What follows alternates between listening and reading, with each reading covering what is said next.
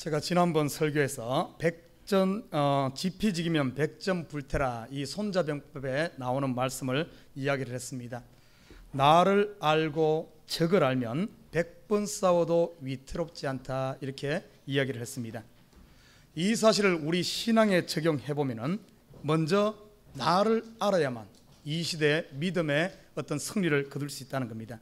Who am I? 이런 제목을 제가 이야기했어요. 여러분, 성경에서 예수님께서 우리에게 나는 누구인가에 대해서 가장 현재 나의 상태에 대해서 가장 정확하게 이야기해 준 부분이 요한복음에 보면 예수님께서 부활하신 후에 처음 제자들을 찾아오셨을 때 하신 말씀입니다. 너희에게 평강이 있을지어다, 이 말씀을 했어요. 너희에게 평강이 있을지어다. 샬롬이라는 의미입니다. 샬롬. 이 샬롬이라는 이 말 속에는 세상이 말하는 평화와 다릅니다. 세상이 말하는 평화란 것은 한참 전쟁을 하다가 전쟁이 없는, 전쟁이 쉬고 있는 휴전 상태를 평화라 그럽니다. 그러나 이 샬롬이란 말은 그런 의미가 아니라 완전한 전쟁이 끝나고 나서 누리는, 탈취물을 나누는 이 상태를 샬롬이라 그럽니다. 예수님께서 찾아오셔서 저들에게 샬롬 그랬어요. 이 말 속에는 예수님께서 사단과의 싸움에서 사단의 머리를 밟고 전쟁을 끝내고 승리하신 후에 이 승리를 외친, 왜 그런가 하면 예수님께서 십자가에서 죽었다가 죽음에서 3일 만에 살아났다는 것은 죽음의 권세를 깨뜨리고 죄의 권세를 깨뜨리고 사단의 머리를 밟고 이제는 구원이 완성된 하나님 나라가 이 땅에 이루어진 최후 승리의 상태가 도래했음을 알리는 사실입니다. 그러나 제자들은 어쩐 줄 알아요? 지금 전쟁이 끝났음에도 불구하고 그들은 여전히 두려워서 문을 닫고 숨어있는, 여전히 패배의식을 가지고 있는 그들에게 찾아오셔서 샬롬 한 이 말은 전쟁이 끝났다, 이제 문을 열고 자유함을 누리라 하는 이런 의미입니다.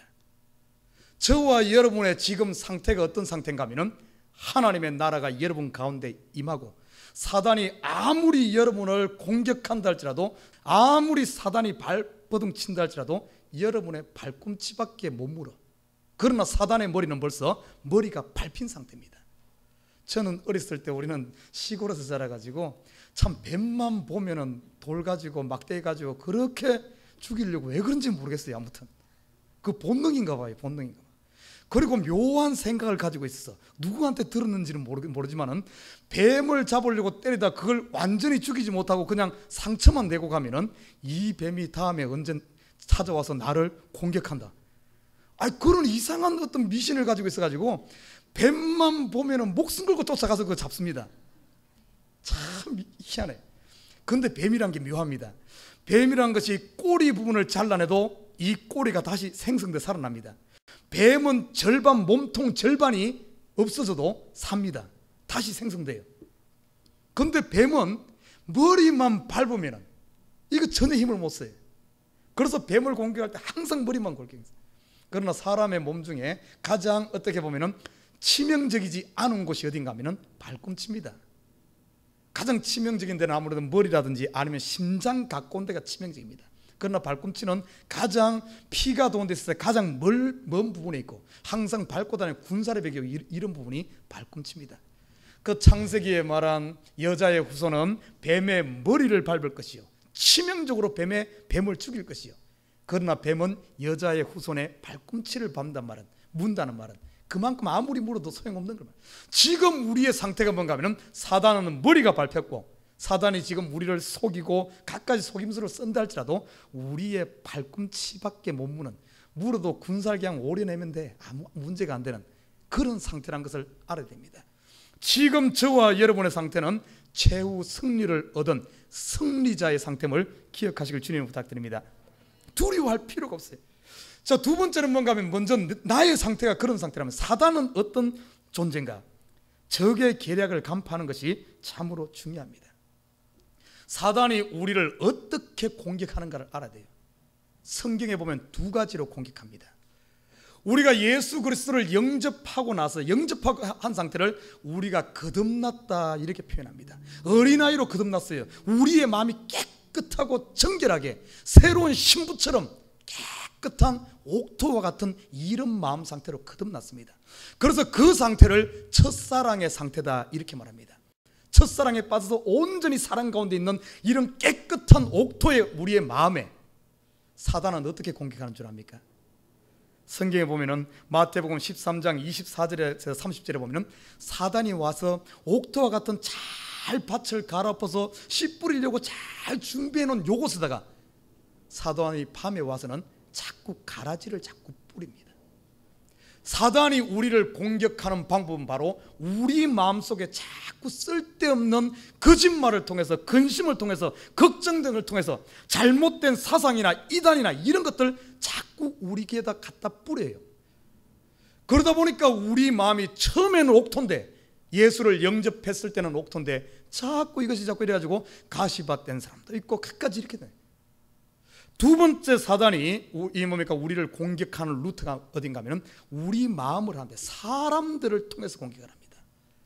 사람들을 통해서 우리 마음을 상하게 하고 사람들을 통해서 배신하게 하고, 그래서 우리 마음이 어떻게 보면 막 짓밟히기도 하고, 그래가지고 마음문을 닫게 하고, 어떤 사람은 이 속에 막 앙심을 품고 이래가지고 돌을 가지기도 하고, 이래가지고 어떻게 보면 우리의 마음을 짓밟음으로 말미암아 원래 우리 마음은 옥토고 하나님 말씀을 받아서 하나님께 영광 돌리는 아름다운 열매를 맺어야 하던데 열매 맺지 못하게 우리의 마음을 자꾸 짓밟으면서 이렇게 공격한다는 사실을 알아야 됩니다.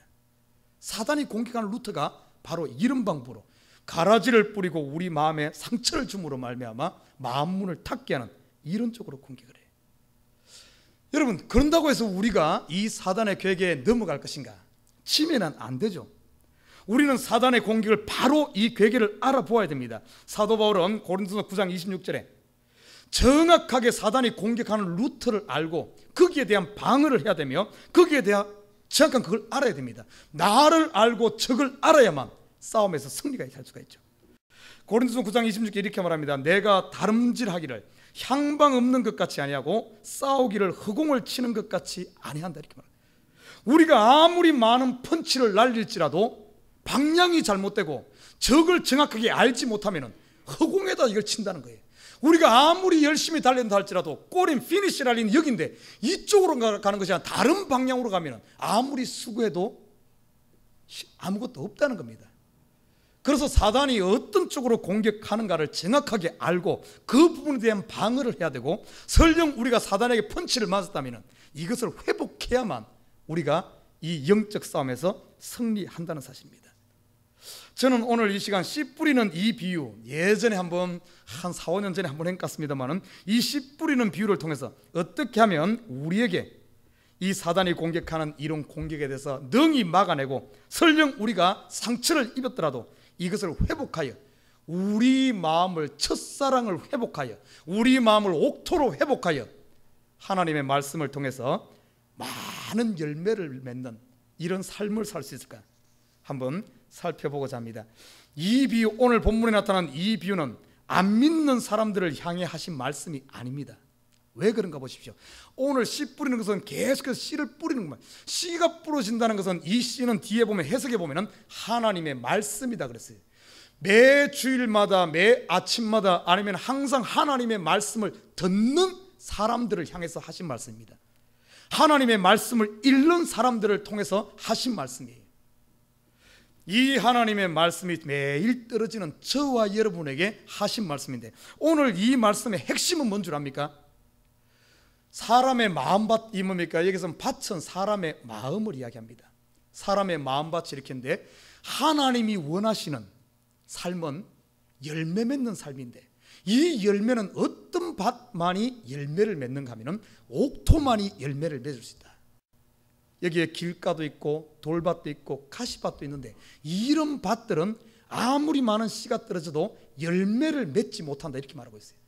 옥토만이 맺을 수가 있으니까, 이 옥토는 원래 우리가 처음 예수님을 영접했을 때 그 깨끗한 첫사랑의 그 마음 상태가 바로 옥토입니다.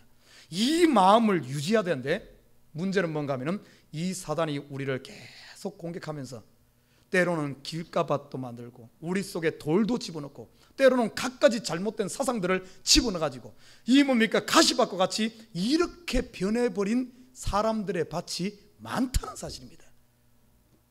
오늘 이 이야기는 우리 교회 안에 있는 저희들을 향해 하는 말이에요. 오늘 확률적으로 보면은 4분의 3 정도는 이런 밭이란 거예요. 4분의 3 정도는 내 마음밭 속에도 이런 갖가지 이런 것들이 있다는 겁니다. 그러면은 이대로 계속 둘 것인가? 길가 그대로 두게 되면은 아무리 많은 씨가 매일 뿌린다 할지라도 자라는 것 같지만은 결국에는 열매 없는 씨만 낭비하는, 하나님께서 우리에게 수많은 예수 믿고 앞으로 얼마나 더 살지는 모르겠지만 이 많은 시간 기회를 주었는데 우리 마음밭을 관리하지 않게 되면 열매 없는, 수많은 씨는 뿌리지만 열매 없는 인생으로 끝난다는 겁니다. 하나님이 원하시는 것은 어떤가 하면은 30배, 60배, 100배의 열매 맺는 이런 삶, 이것이 하나님이 우리에게 바라시는 것이요 우리가 해야 되는 것인 줄 믿습니다. 자, 그러면은 우리 마음밭을 한번 점검해 보십시다. 내 마음밭은 지금 어떤 상태인가? 이것을 먼저 살펴보면서, 여러분 걱정하지 마요. 지금 예수님께서 이 비유를 하신 말씀은 뭐 내치고 너는 길가니까 너는 안 돼, 넌 돌이 많았으니까 안 돼, 이게 아닙니다. 이 말씀을 하신 이유는 너희가 옥토만이 열매 맺으니까 옥토를 만들어라 하는, 옥토를 컬티베이트, 관리하러 이 옥토가 되라는 이런 측면에서 여러 가지 비유를 하신 겁니다. 자, 사단은 어차피 우리에게 내가 아무리 피한다고 해도 우리가 살아있는 한은 사단은 어떻게든 우리 마음에 가라지를 뿌리고 우리 마음을 짓밟아서 길가 만들고 돌밭 만들고 가시밭 만들려고 세상은 그렇게 할 겁니다. 거기에 당하고 있을 겁니까? 아니죠. 우리는 그것을 극복해야죠. 부지런한 농부가 봄에 씨를 뿌리고 계속해서 거름을 주고 풀을 뽑으면서 관리하듯이 우리 마음을 관리해야 됩니다. 관리할 때 옥토로 유지할 수 있고 옥토로 유지된 밭만이 열매를 맺을 수 있기 때문에 그렇습니다. 자, 먼저 저는 이 시간 한번 살펴봅니다. 첫 번째 나오는 밭이 4절에 보면은 길가가 나옵니다. 길가. 18절에 보면 똑같은 말씀이 예수님께서 비유를 풀어주시며 하신 말씀이 이 길가와 같은 마음은 말씀을 깨닫지 못하는 마음이다, 이렇게 말하고 있어요. 여러분, 우리 지금 말씀을 듣습니다. 때로는 혼자 묵상하며 말씀을 읽습니다. 때로는 말씀을 암송합니다. 그러나 문제는 아무리 듣고 읽고 암송해도 깨닫지 못하는 마음이 바로 길가라 그랬어요. 왜 깨닫지 못할까요? 귀는 분명히 열려 있는데, 똑같이 듣는데 깨닫는 사람이 있고 못 깨닫는 사람이 있어요. 왜 그럴까요? 귀는 열렸지 몰라도 말씀은 귀로 들어가가지고 어디로 들어가면은 마음으로 들어가는데, 이 마음의 문을 딱 닫고 있어버리면 아무리 귀에 많이 들려도 마음에 들어가지 않습니다. 이 귀에 들리면 깨닫지 못하는 것은 마음 문을 닫았기 때문에 그래. 왜 마음 문 닫겠어요? 세상에 속고 일이 속고 저리 속고 사람에게 속고 이러다 보니까, 자꾸 속다 보니까 내 마음이 단단해진 거예요. 그래서 서로 안 믿고 서로 이렇게 그냥 마음 문을 닫아버려요. 저는 이민사회를 살다가 많은 사람들을 만납니다. 만나보면 참 이 마음 문 닫고 사는 사람들이 얼마나 많은지 몰라. 여러분, 십수년 전에 타계한 불교계의 대부 성철스님 아실 겁니다. 이 스님께서 하신 유명한 말씀이 있는데 어떤 말씀 하신 줄 알아요? 산은 산이요 물은 물이로다. 당연히 산이 산이지 산이 물인가?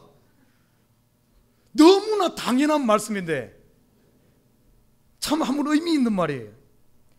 여러분, 이 시대를 향하여 하신 말씀입니다. 산은 산이요 물은 물이로다. 어떤 의미겠어요? 이 시대의 사람들에게 산을 산이라 그래도 안 믿어. 왜? 하도 속아가지고. 물을 물이라 그래도 안 믿어. 똑같은 말이 우리나라 말에 있죠. 콩으로 메주를 쓴다 그래도 안 믿는다 그러죠. 아니, 콩으로 메주 쓰지 팥으로 메주 쓰나? 너무나 상식적임에도 불구하고 사람들이 안 믿어. 지금 이 시대의 사람들이 꼭 이런 마음들입니다.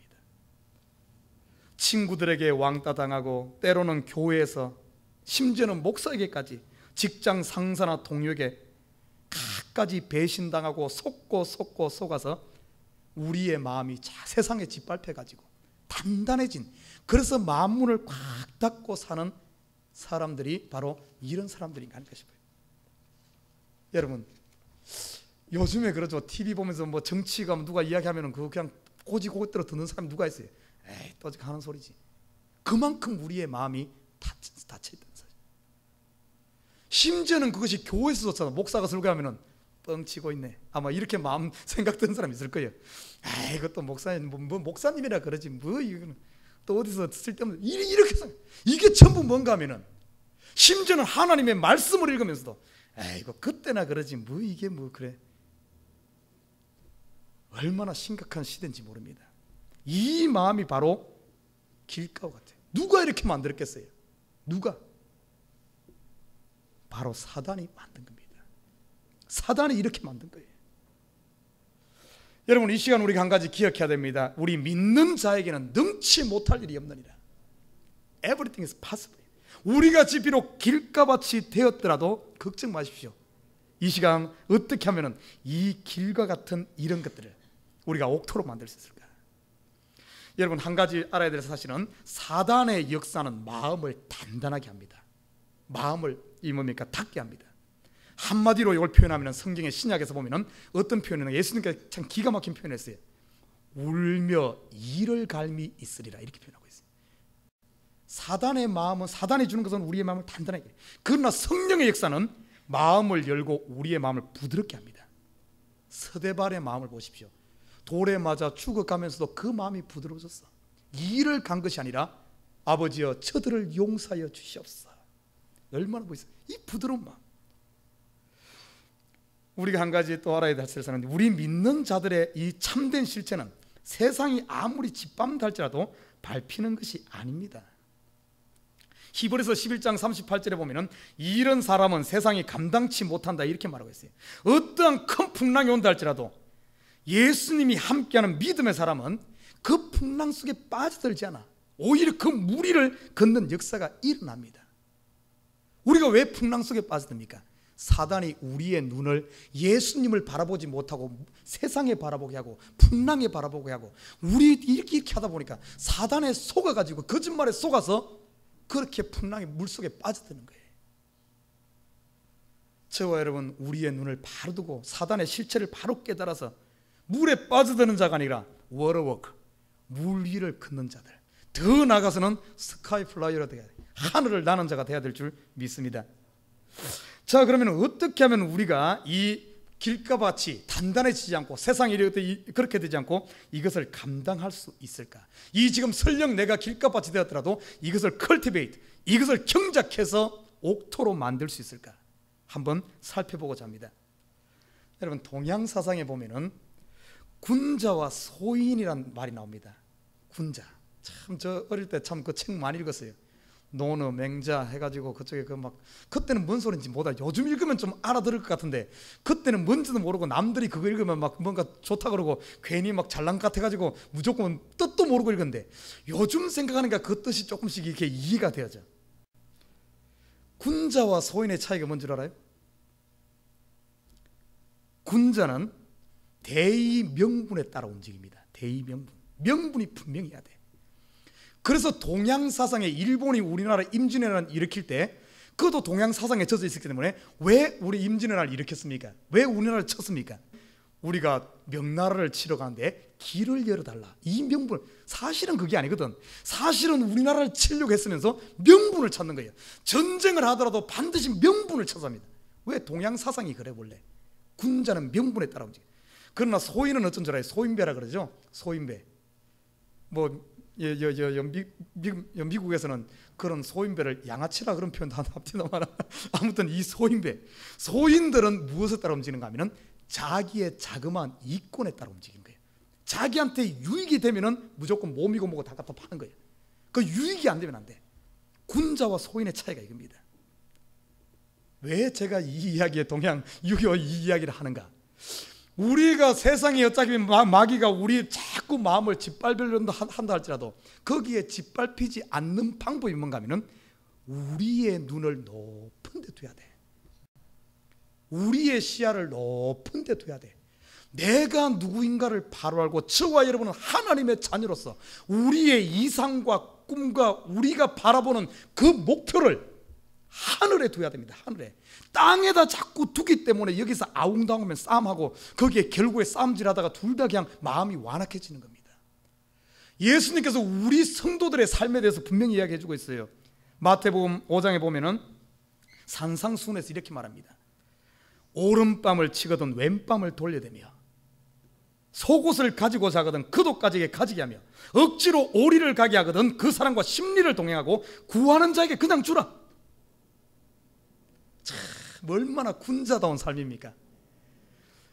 왜 그렇습니까? 보십시오. 왼밤 오른밤을 치고 왼밤 돌려대라. 한 방 더 맞아도 죽지 않는다는 거예요. 왜? 우리는 위에 속한 자기 때문에. 사단이 우리에게 싸움을 걸고 막 아웅다웅 어떻게든 우리가 싸움해가 우리의 마음을 짓밟으려고 갖가지로 이렇게 한다 할지라도 우리의 이상을 높게 두게 되면은 아무리 그렇게 한다 할지라도 그 싸움에 말려들지 않는다는 사실입니다. 그러나 우리의 시야를 염으니까 소인처럼 이권에 두다 보니까 남편이 뽀로록 그러면은 거기에 뭐 대판 머리끈대기 싸매고 뭐 친정 막 시각까지 다 덜먹거리면서 싸움을 하다 보니까 상처가 되는 거예요. 짓밟히는 거예요. 아니 왼뺨 치면은 어차피 남편 아내 어차피 같은 한 식구인데 결국엔 남편이 아내 한 대 치면은 그거 자기 뺨 치는 건 똑같거든. 치라 괜찮다 아무리 치라 안 죽어.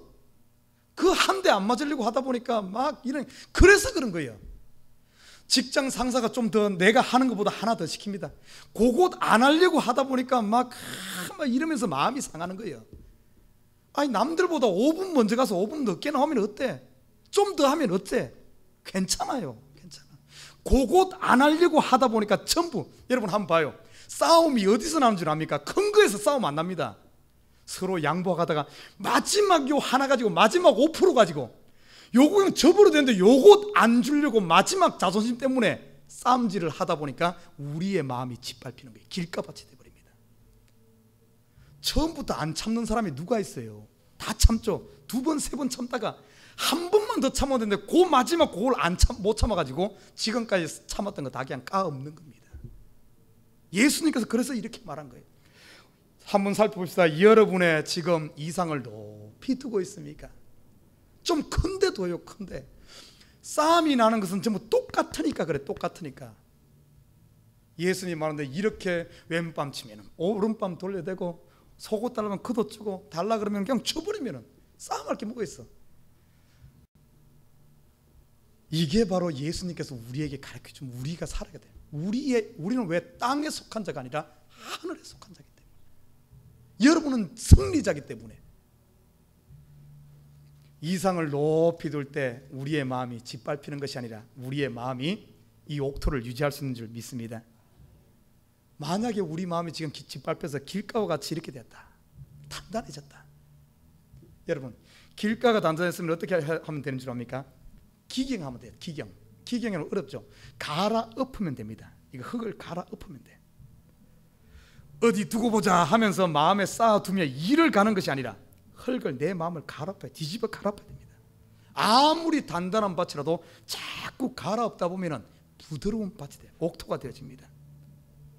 여러분 이 마음을 갈아엎는다는 것이 뭔 줄 아십니까?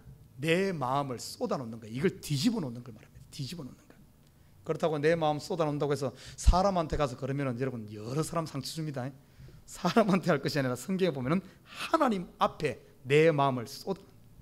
여러분 배신당할 때마다 왕따 당할 때마다 무시당할 때마다 안 당하려고 하지 마. 어차피 세상은 여러분 평생 살면서 여러분 무시합니다. 세상은 어차피 배신하게 돼 있어요. 그런 거 당할 때마다 소외되고 외로울 때마다 억울하고 핍박당할 때마다 불공평한 대우 받을 때마다 어떻게 해야 되는 줄 압니까? 그냥 놔두면 내 마음 단단해져. 하나님 앞에 가서 우리의 마음을 쏟아놔야 될 줄 믿습니다. 이것이 바로 갈아엎는 거예요. 대표적으로 믿음의 선진 다니엘이 그렇게 했어요. 다니엘 또한 우리와 똑같은 처우를 당한 사람입니다. 바벨론 포로로 잡혀가서 총리까지 한 사람 아닙니까? 그는 정말 열심히 공부하고 열심히 신앙생활 믿음으로 살아서 입신양면한 사람이에요. 바벨론의 총리가 되었어요. 최고 높은 권자에 올랐습니다. 그런데 그 당시 바벨론은 127도라는 엄청난 대제국이기 때문에 총리 3명을 두었습니다. 그런데 다니엘이 어떻게 된 줄 알아요? 최고 높은 위치에 올라가니까 그때부터 핍박이 시작됩니다. 어떻게 해서든 이 총리 두 사람이 다니엘을 그 자리에서 끌어내리려고 모함을 하고 회방을 하고 결국에는 있지도 않은 제목을 갖다 덮어 씌워서 다니엘을 짓밟았어요. 아마 나 같으면 그 당시 같으면 정말 믿음 없는 저 같으면 아마 칼을 갈았을 거예요. 두고 보자, 내가 언젠가는 너희들. 그건 다니엘은 그렇게 하지 않아요. 만약에 그렇다면 다니엘의 마음이 길값밭이 되어가지고 어떻게 아마 정말 평생을 불행하게 살았을 거예요. 그러나 다니엘은 그렇지 않았습니다. 그렇게 짓밟히고 모함당하고 억울함 당할 때마다 다니엘은 이렇게 그 위기를 극복했습니다. 성경에 보면은 다니엘이 매일마다 그만 다른 말 표현하면 매일마다 일하러 가면 그렇게 짓밟히다는 소리예요. 그럴 때마다 예루살렘을 향하여 문을 활짝 열어놓고 하나님 앞에 자기의 마음을 쏟아놓으며 하소연하면서 하루에 3번씩 기도했더라, 이렇게 말하고 있어요. 예루살렘을 향하여 창문을 열었다는 것은 내 마음의 문을 열었다는 것이고, 예루살렘을 향했다는 말은 하나님을 향했다는 말이고, 그가 기도했다는 말은 그 속의 억울함들을 다 토해냈다는 겁니다. 그러니까 다니엘이 그 옥토를 유지하니까 그 3명 총리 위에 가장 높은 총리가 되는 엄청난 열매를 맺었을 뿐만 아니라 하나님께 영광 돌리고, 더 나아가서는 이 옥토가 되어진 다니엘의 깨끗한 이 마음을 통해서 마지막 시대의 비전을 하나님께서 보여주지 않습니까? 그뿐만 아닙니다. 여러분, 성경에 보면 다윗이라는 사람도 참 많이 짓밟힌 사람이에요. 그가 전쟁 영웅이 되어서 참 뭔가 한번 해보려고 하고 뭔가 이제 인생길이 펼쳐지는가 했더니만은 어떻게 됐습니까? 사울 왕이 시기하여서 그를 짓밟기 시작합니다. 죄목도 없는데 갖다 죄목을 씌워가지고 갖다 쫓아버리는 거예요. 사울 왕만 그런 게 아닙니다. 한때는 백성들이 다윗이 전쟁에서 돌아올 때 사울의 죽인 자는 천천히요 다윗의 죽인 자는 만만이라 하며 온 백성이 다윗을 따르던 그 사람들이 이제는 다윗만 나타났다 하면 전부 사울 왕에게 알려가지고 숨을 데가 없는, 그래서 결국에 다윗이 아둘람 굴소에까지 도망가면서 숨지 않습니까? 얼마나 억울해요. 얼마나 그렇습니까? 아마 다윗 그가 믿음이 없었으면 그랬을 거예요. 이 백성들 너희들이 이럴 수가 있어, 다음에 내가 왕만 돼봐라, 확 이랬을 거예요. 다윗이 그랬습니까? 아니에요. 시편 57편 전번에 우리가 한번 살펴봤지만 다윗이 시편 57편에 보면 노래하기를 어떻게 노래한 줄 압니까? 처음에는 그 마음이 하나님 앞에 쏟아내면서 내 마음이 억울합니다. 하나님, 내 마음이 억울합니다. 만약에 억울함 그대로 가지고 있었다면 다윗 다음에 엉어리가 졌을 거예요. 길값밭 됐을 겁니다. 그러나 다윗은 그렇게 하지 않았어요. 하나님 앞에 자기의 억울함을 다 토해놓으면서 내 마음이 억울합니다 하면 하나님께 자기 마음을 갈아엎으면서 쏟아놓으니까 그 마음이 변화되기 시작합니다. 이 속에 길가루가 되는 것이 아니라 오히려 갈아엎어서 옥토로 바뀌니까 시편 57편의 뒤에 보면 어떻게 바뀌는 줄 압니까? 오히려 그것을 감사하는 거예요. 감사로 바뀌면서 이렇게 고백합니다. 내 영광아 깰지어다, 비파야 수금아 깰지어다, 내가 새벽을 깨우려다. 주의 영광은 온 세계 위에 높아지기를 원하나이다 하며 완전히 하나님의 은혜로 가득 채워서 억울한 것이 아니라 오히려 주의 영광을 찬양하는 이런 쪽으로 바뀌지 않습니까? 저와 여러분, 어차피 세상은 우리 짓밟혀 돼 있어. 거기에 그대로 짓밟혀서 길가로 끝날 겁니까? 여러분, 우리의 마음을 주님 앞에 쏟아놓는 우리 마음을 기경하시기를 주님을 부탁드립니다. 그래서 억울한 마음이, 짓밟힌 마음이 주의 영광은 온 세계 위에 높아지기를 원하나이다, 내 영광아 깰지어다, 비파야 수금아 깰지어다 하나님을 찬양하는 마음이 활통한 열린 옥토가 되어준 저와 여러분 되어야 될 줄 믿습니다. 여러분, 두 번째 밭이 뭔 줄 알아요? 돌밭입니다. 돌밭. 돌밭은 치유되지 않은 마음의 상처를 숨기고 살아가는 사람의 마음을 말합니다. 때로는 우리의 마음속에 미움의 돌, 시기의 돌, 원망의 돌, 불평의 돌들이 생길 수 있어요. 상처받았을 때 그때그때 치유하지 않으면 어떤가 하면 우리 마음에 돌이 될 수도 있습니다. 또한 때로는 사단은 우리에게 막 돌을 갖다 막 던져가지고 그거 치우지 않았고 사단이 던진 돌이 우리 속에 쌓여 있을 수도 있어요. 여러분 잘 알 겁니다. 간음 중에 잡힌 여성이 이야기할 겁니다. 그 주위에 많은 사람들이 손에 돈을 들고 그걸 쳐주려고 하고 있었어요. 그들이 들고 있는 이 돌이 뭡니까? 미움의 돌, 시기의 돌, 심판의 돌. 결국에 그걸 가만히 살펴보면 그들이 들고 있는 돌은 그들이 들고 있는 마음속에 있는 자기 마음속에 있는 돌입니다. 이 돌을 빼낼 생각 안 하고 이 돌을 다른 사람에게 던지려고 하는 거예요. 다른 사람. 이런 마음에 돌이 있는 사람의 특징이 뭔 줄 알아요? 자꾸 모든 것을 너 때문이야 이렇게 나옵니다. 여러분 자꾸 남의 탓하는 사람 있죠? 남의 탓 자꾸 하는 사람. 항상 뭐만 있으면 너 때문이야. 남의 탓하는 사람의 특징은 뭔가 하면 남의 탓하는 것은 내 속에 지금 돌이 있기 때문에 그걸 숨기기 위해서 다른 사람에게 그걸 전가하는 겁니다. 그러나 마음에 돌이 없고 옥토인 사람의 특징은 모든 것을 내 탓으로 돌립니다. 내 탓. 내가 대표적인 사람이 느헤미야입니다. 성경에 보면 느헤미야 보십시오. 그는 그 마음이 옥토 바친 사람이었어요. 그러니까 예루살렘이 황폐한 그 문제에 대해서 아이고 우리 조상들이 잘못했어, 아이고 네가 잘못했어, 이게 아니라 그가 기도할 때 나와 내 아비 집이 범죄하여 하며 그 짐, 모든 짐들을 자기가 짊어지는 거예요. 예수님 보십시오. 예수님은 옥토인 분 아닙니까? 모든 인류의 죄를 비록 죄인들은 너 때문이야 그러니까 네가 죄지어서 그런 것이 아니라 모든 죄를 짊어지지 않습니까? 친히. 사랑하는 우리 식구 여러분, 평생 돌을 가슴에 담고 살 겁니까? 빈손으로 다 살아도 힘든 인생이요. 그 무거운 돌 치고 가가지고 천국 문 앞에 천국에 돌 지고 들어갈 겁니까? 못 지고 들어가. 다 내려놔야 돼. 이 가라지는 절대 천국에 들어갈 수 없어. 다 내려놔야 돼. 우리 속에 돌을 담고 산다는 것은 얼마나 힘든 인생인지 모릅니다. 이 돌들은 빼내야 될 줄 믿습니다. 싹 빼내야 돼. 이 돌은 언제 나타나는 줄 압니까? 돌이 나타나는 때가 있어요. 밭을 이렇게 경작하다 보면은 돌은 표가 안 납니다. 그건 돌이 보일 때가 있어요. 언젠가 하면은 밭을 갈다 보면은 그 속에 돌이 드러납니다. 다시 말해 우리의 믿음이 성장하고 내가 밭을 갈면서 하나님 앞에 더 가까이 가려고 하면은 내 속에 있는 돌들이 발견되어져.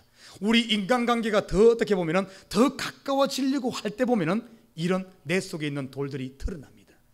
그러나 많은 사람들은 보면은 자기 속에 있는 돌이 드러나면은 돌을 그냥 흙으로 덮어버리고 안 그런 척하면서 이렇게 의로운 척하면서 이렇게 숨어버립니다. 제가 신학교 강의를 하다 보니까 그런 경우가 많아요. 왜? 제가 신학 강의만 해도 8년을 하고 목회만 해도 단독 목회만 12년, 그리고 전도서까지 하면 거의 20년 가까이 돼가는데 다 보이지. 저거 고쳐야 되는데 저 속에 있는 돌 저걸 빼내야지 사는데 다 보이는데 보면 대부분이 어떤 줄 알아요? 딱 돌이 드러나면은 안 그런 척하면서 싹 숨어버립니다. 돌을 살짝 숨겨버려요. 그런다고 그 돌이 안 드러나는 줄 압니까? 내년 봄에 또 바꾸면 또 드러나. 또 그럼 썩 숨기고.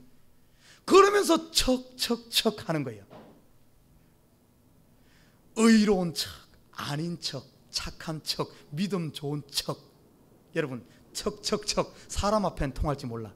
나중에 천국 문 앞에 가서 하나님 앞에 서가지고 아닌 척 할 거예요.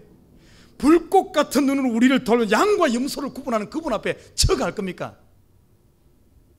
여러분 하나님 앞에 진리 앞에 서시길 주님의 이름 부탁드립니다.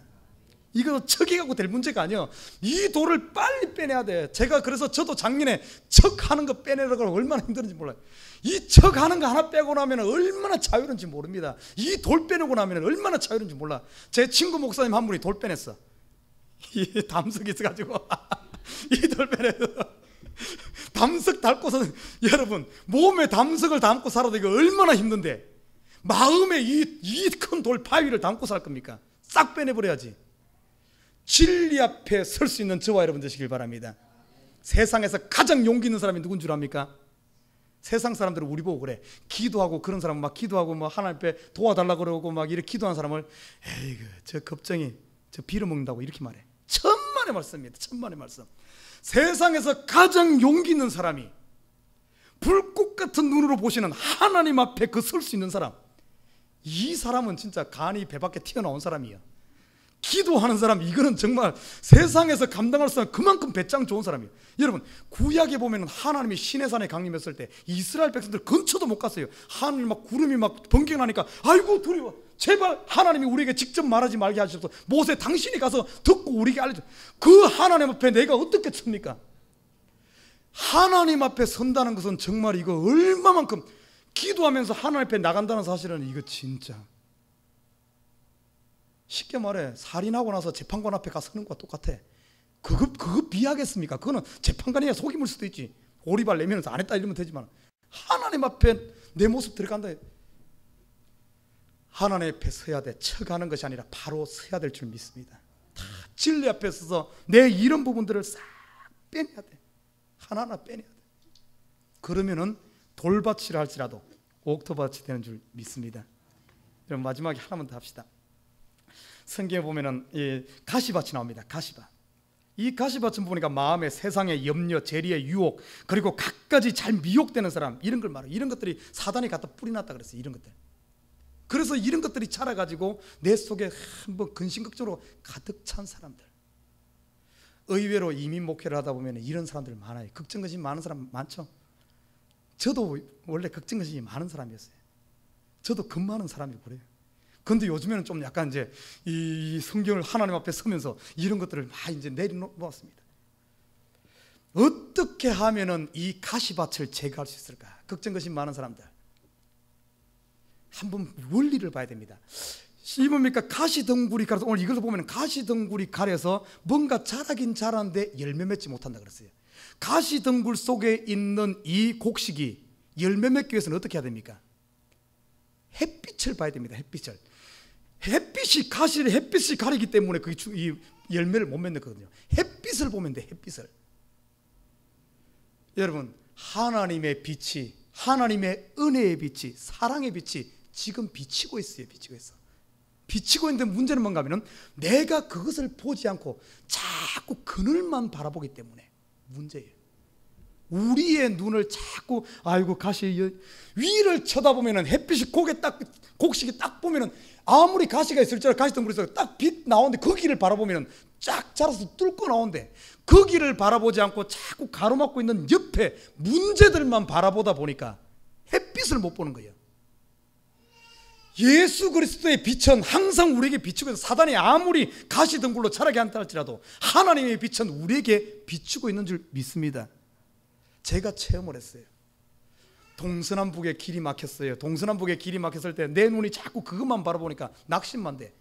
근데 어느 날 보니까 하늘을 쳐다보니까 하늘은 뚫려 있어요. 열린 문이 있더란 말입니다. 우리 믿는 사람에게는 항상 열린 문이 있는 줄 믿습니다.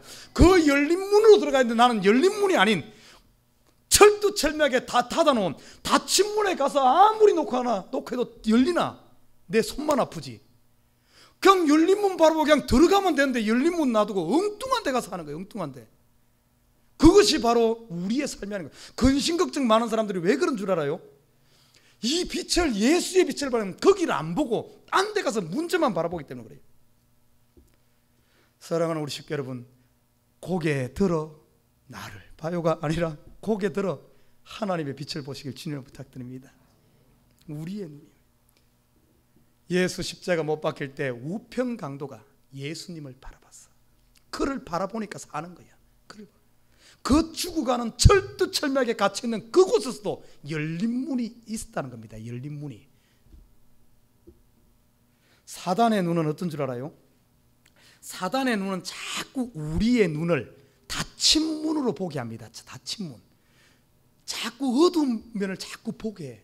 그러니까 사단의 속은 사람 어떤가 하면 이 세상을 바라볼 때 한숨만 나오고 정말 입에 담을 소리 나지만 뭐 같은 세상 이렇게 나와. 그러나 하나님을 바라보는 빛을 바라보는 사람은 참으로 아름다운 세상이구나, 살만한 세상이라 이렇게 되는 거예요. 여러분의 눈을 그늘을 볼 겁니까? 밝은 빛을 봅니까? 여러분이 지금 근심하고 있다면 그 이유가 딴 게 아니에요. 내 눈이 지금 딴 데를 향하고 있기 때문에. 제가 전번에 그런 이야기 했어요. 깻잎 한 장 차이다.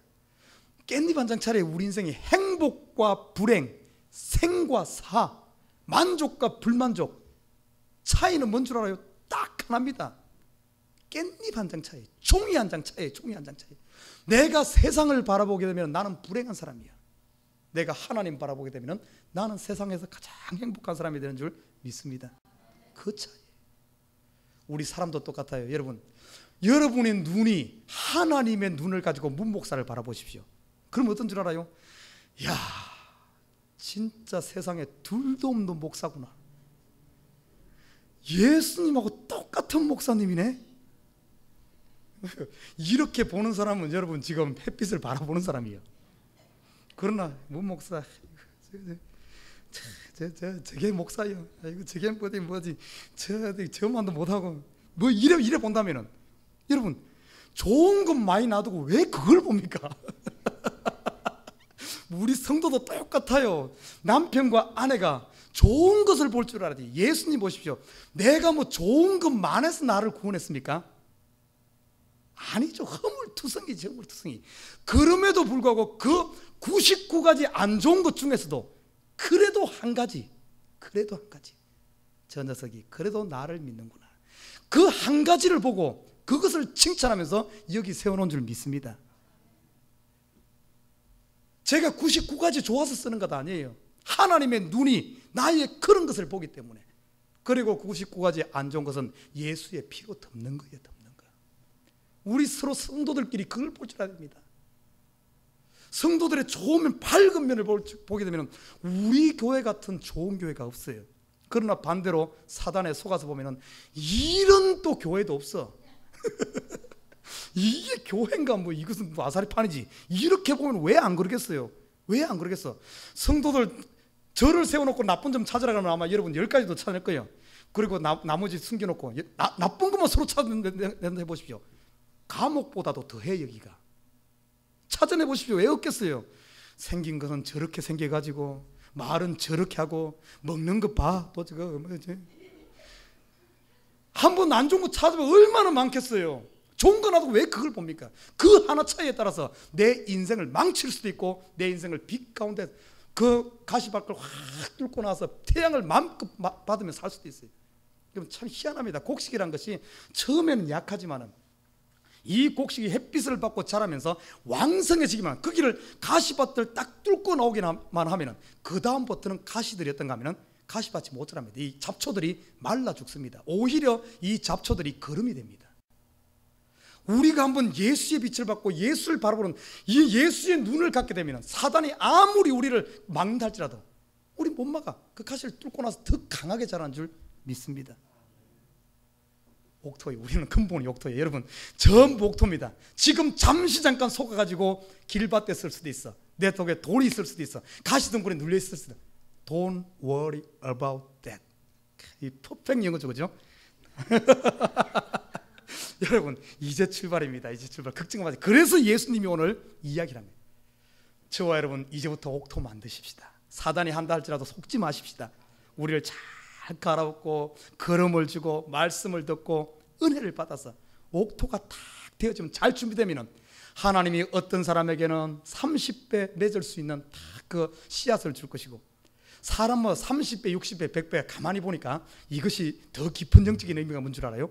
하나님이 그 믿음의 분량 따라 그 사람의 탤런트 따라 하는 거예요. 우리가 생각했을 때 100배가 더 좋은 것 같죠, 그죠? 아니요, 보니까 100배가 더 좋은 게 아니요. 30배, 60배, 100배가 똑같은 거에 보니까 마늘은 심으면 몇 배가 열려요? 마늘. 농사를 안 지어서 알 수가 있나? 마늘 한쪽을 심으면 8배의 수확을 합니다. 6쪽도 있고 8쪽도 있대. 12쪽은 없나? 예, 마늘 하나는 아무리 그 풍년을 거둬도 8쪽이에요. 8쪽. 여러분 강냉이는 죄송합니다. 옥수수는 또 강냉이라 그러니까 저 사람 북한에서 왔나 이랬습니다. 북한 사람 아니에요. 여러분 옥수수는 몇 개 맺힐 것 같아요? 옥수수 한 통에 알이 몇 개일 것 같아요? 한 2, 300개 되나? 알 한 통. 예, 한 자루에 150개가 된대요. 그러면 옥수수 한 줄기에 몇 개가, 이 옥수수가 몇 개 맺히는 줄 알아요? 보통 4개에서 5개 옥수수 통이 한 옥수수 스트록 이 줄기에 맺힙니다. 그러면 한 600개 맺히죠, 그죠? 나락은 어쩐 줄 알아요? 나락은 나달갱이 하나면은 거기서 이렇게 가지를 쳐가지고 보통 3개에서 4개 정도의 스트록 이게 나옵니다. 하나에. 그러면 하나에 나락요 하나요 이거에 보통 100개에서 150개가 맺혀. 그것도 한 600개 맺힙니다.